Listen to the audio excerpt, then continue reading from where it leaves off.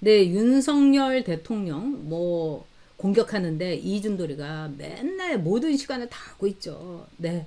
아유, 우리 에스텔님께서 눈물 납니다. 저도 사실 많이 울었어요. 근데 우리 눈물을 닦읍시다. 지금 우리 울 때 아니잖아요. 저도 가슴이 찢어집니다. 자, 이 이준석이가 윤석열을 공격을 하는데 24시간을 다 쓰고 있습니다.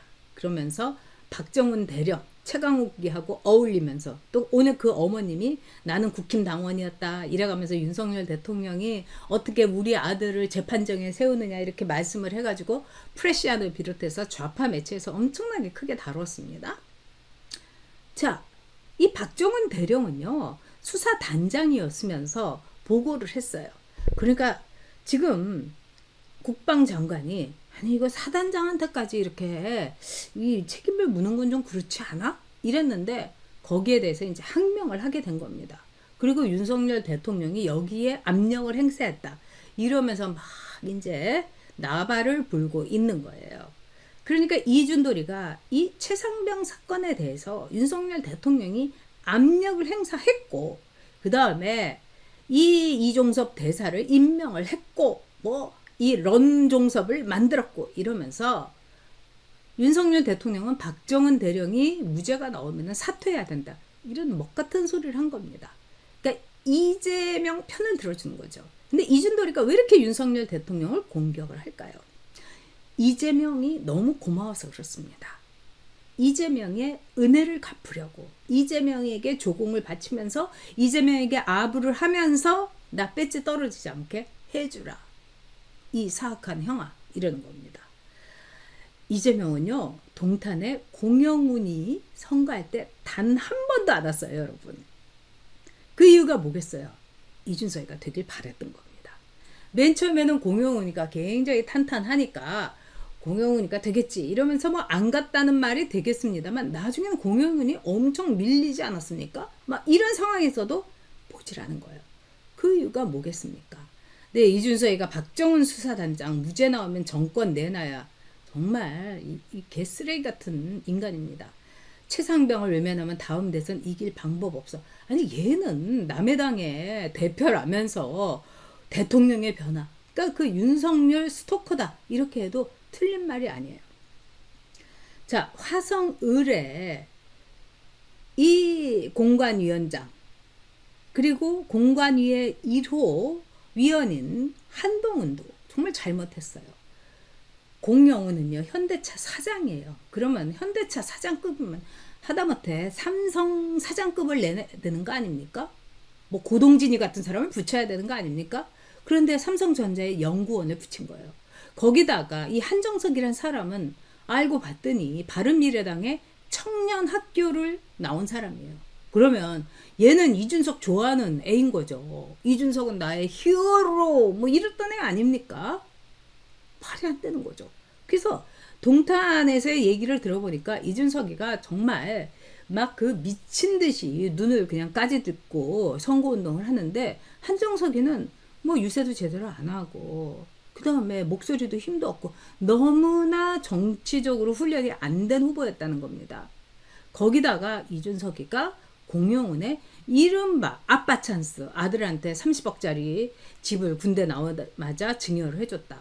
이런데 이걸 가지고 공영훈을 이제 이 바지가랑이를 잡은 거죠. 그래서 막 끌어내린 거죠.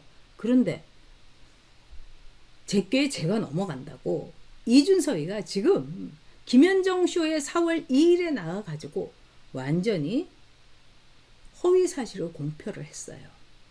가짜 뉴스를 말했어요. 이준석이 배지는 여러분 99% 날아갑니다.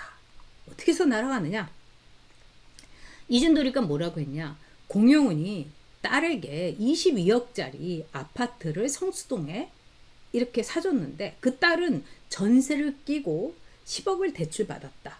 그러니까 이것도 대단한 거예요. 그러니까 여러분 김어준이가 73억짜리 건물 중에 70억을 대출을 받았다. 이걸 제가 은행분들한테 물어봤어요. 이건 너무 특혜고 무슨 빽이 있는 거 아니냐 그랬더니 은행분이 그러시더라고요. 그만큼 김어준이가 담보를 많이 제공했을 거다. 73억 30억짜리 건물에 70억을 대출을 해줄 정도면 김어준의 재산이 어마무시했을 거다. 이렇게 보더라고요. 그래서 그분은 한 500억에서 600억의 재산이 있는 거, 뭐 집을 비롯해 갖고 뭐 다른 뭐 이 부동산도 있는 거 뿐만 아니라 은행 통장에도 엄청난 돈이 있는 거, 뭐 이렇게 보는 거더라고요. 아는 게 아니라 오세라비 작가도 김어준은 500억의 재산이 있다고 하더라.